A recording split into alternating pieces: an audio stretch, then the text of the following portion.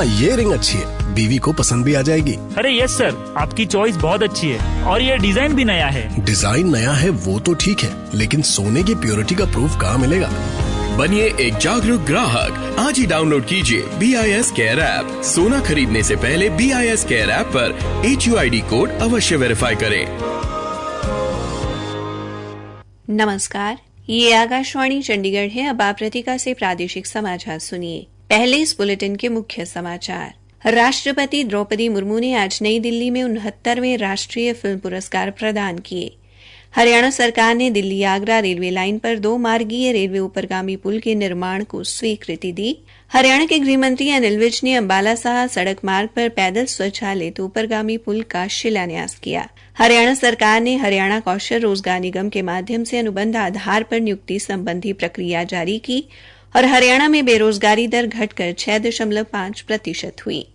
अब समाचार विस्तार से। राष्ट्रपति द्रौपदी मुर्मू ने आज नई दिल्ली में 69वें राष्ट्रीय फिल्म पुरस्कार प्रदान किए। अल्लू अर्जुन को पुष्पा द राइज के लिए सर्वश्रेष्ठ अभिनेता का पुरस्कार मिला। गंगूबाई काठियावाड़ी के लिए आलिया भट्ट और मिमी के लिए कीर्ति सेनन को सर्वश्रेष्ठ अभिनेत्री का पुरस्कार दिया गया। पल्लवी जोशी को कश्मीर फाइल्स के लिए सर्वश्रेष्ठ सहायक अभिनेत्री और पंकज त्रिपाठी को मिमी के लिए सर्वश्रेष्ठ सहायक अभिनेता पुरस्कार से नवाजा गया। संपूर्ण मनोरंजन करने वाली RR फिल्म को सर्वश्रेष्ठ लोकप्रिय फिल्म का पुरस्कार मिला और विवेक अग्निहोत्री द्वारा निर्देशित द कश्मीर फाइल्स को राष्ट्रीय एकता पर सर्वश्रेष्ठ फिल्म का नरगिस दत्त पुरस्कार मिला। वहीं वहीदा रहमान को दादा साहब फाल्के आजीवन उपलब्धि पुरस्कार देकर सम्मानित किया गया। हरियाणा सरकार ने दिल्ली मथुरा सड़क से फरीदाबाद के गुरुकुल मार्ग के बीच से गुजरती दिल्ली आगरा रेलवे लाइन पर 2 मार्गीय रेलवे ऊपरगामी पुल के निर्माण को स्वीकृति दी है, जिस पर अनुमानित 73 करोड़ 66 लाख रुपए की लागत आएगी। इस पुल के बनने से दिल्ली मथुरा राष्ट्रीय राजमार्ग से लेकर फरीदाबाद में सूरजकुंड मार्ग और गुरुग्राम तक निर्बाध सड़क संपर्क मिलेगा। एक सरकारी प्रवक्ता ने बताया कि ये काम राष्ट्रीय राजधानी क्षेत्र योजना बोर्ड ऋण सहायता के माध्यम से निष्पादित किया जाएगा। उन्होंने कहा कि रेलवे भूमि पर पुल का निर्माण रेलवे विभाग करेगा, जबकि इसके बाहर पुल का निर्माण हरियाणा राज्य सड़क एवं पुल विकास निगम द्वारा किया जाएगा। हरियाणा के मुख्यमंत्री मनोहर लाल ने आज राष्ट्रीय राजमार्ग 105 पर चंडीगढ़ कालका रेलवे लाइन पर रेलवे ऊपरगामी पुल को शीघ्र पूरा करने के लिए 16 करोड़ 98 लाख रुपए की अतिरिक्त राशि मंजूर की है।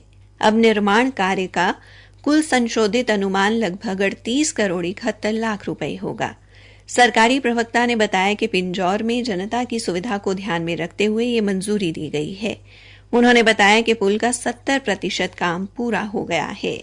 हरियाणा के गृह मंत्री अनिल विज ने अंबाला साहा सड़क मार्ग पर पैदल स्वचालित ऊपरगामी पुल का शिलान्यास किया। इस अवसर पर उन्होंने कहा कि ये पुल बनने से लोगों को नागरिक अस्पताल पहुंचने में आसानी होगी।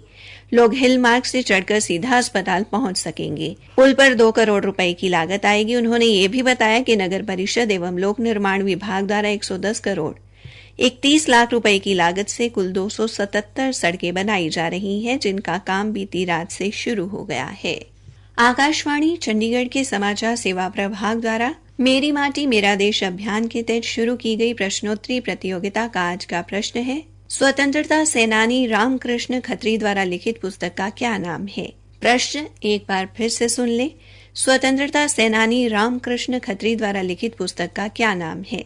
अपने उत्तर newsaircht@gmail.com पर तुरंत मेल करें। कल पूछे गए प्रश्न का उत्तर है, डॉक्टर APJ अब्दुल कलाम के अनुसार एक छात्र का सबसे महत्वपूर्ण गुण ये है कि वो हमेशा अपने शिक्षक से सवाल पूछे। और ये सही उत्तर देने वाले हमारे विजेता हैं हिमाचल प्रदेश के चंबा से रियांश मांडला। प्रादेशिक समाचार आकाशवाणी चंडीगढ़ से प्रसारित किए जा रहे हैं। हरियाणा सरकार ने हरियाणा कौशल रोजगार निगम के माध्यम से अनुबंध आधार पर नियुक्ति संबंधी प्रक्रिया जारी की है। मुख्य सचिव संजीव कौशल ने बताया कि सरकार ने निर्णय लिया है कि जिन बोर्ड, निगम और उपक्रमों से बजट नहीं मिलता, उन्हें हरियाणा कौशल रोजगार निगम के माध्यम से अनुबंध आधार पर नियुक्ति के लिए वित्त विभाग से पूर्व अनुमोदन लेने की छूट होगी। लेकिन ये नियुक्ति स्वीकृत पदों पर ही होनी चाहिए। उन्होंने कहा कि यदि स्वीकृत पदों से अतिरिक्त कर्मचारियों की जरूरत है तो पहले से निर्धारित प्रक्रिया का पालन करते हुए वित्त विभाग के हरियाणा सार्वजनिक उपक्रम ब्यूरो से पूर्व अनुमोदन लेना पड़ेगा। श्री कौशल ने कहा कि खरीद सीजन के दौरान की जाने वाली डेटा एंट्री ऑपरेटरों और चौकीदारों की नियुक्ति के लिए एक ही बार स्वीकृति मांगी जाएगी। इसके अलावा सरकार ने विभिन्न विभाग, बोर्ड व निगमों में हरियाणा कौशल रोजगार निगम के माध्यम से कार्यरत कर्मचारियों की वेतन दरों को हर साल संशोधित करने का निर्णय लिया है। हरियाणा में बेरोजगारी दर अब घटकर 6.5% तक हो गई है। सांख्यिकी एवं कार्यक्रम कार्यान्वयन मंत्रालय के राष्ट्रीय सांख्यिकीय कार्यालय के इस वर्ष अप्रैल से जून के मध्य के आवधिक श्रम बल सर्वेक्षण में यह खुलासा हुआ है। एक सरकारी प्रवक्ता ने बताया कि सरकार ने प्रदेश में बेरोजगारी हटाने के ठोस प्रयास किए हैं। उन्होंने कहा कि युवाओं को न केवल सरकारी नौकरियां दी गई हैं बल्कि निजी क्षेत्र में रोजगार के लिए उनका कौशल विकास भी किया गया है। वर्ष 2014 से अब तक प्रदेश में 1,10,000 से अधिक युवाओं को सरकारी नौकरी मिली है और मुख्यमंत्री मनोहर लाल ने इस वर्ष 60,000 नौकरियां देने की घोषणा की है, जिनमें से 41,217 पदों पर भर्ती प्रक्रिया चल रही है। अम्बाला छावनी में 56वीं राज्य स्तरीय स्कूल क्रीड़ा प्रतियोगिता आज से शुरू हो गई है। इस प्रतियोगिता में प्रदेश के लगभग सभी जिलों के 3,000 बच्चे हिस्सा ले रहे हैं। कार्यक्रम का शुभारंभ अम्बाला रेंज के महानिरीक्षक शिवास कविराज ने किया।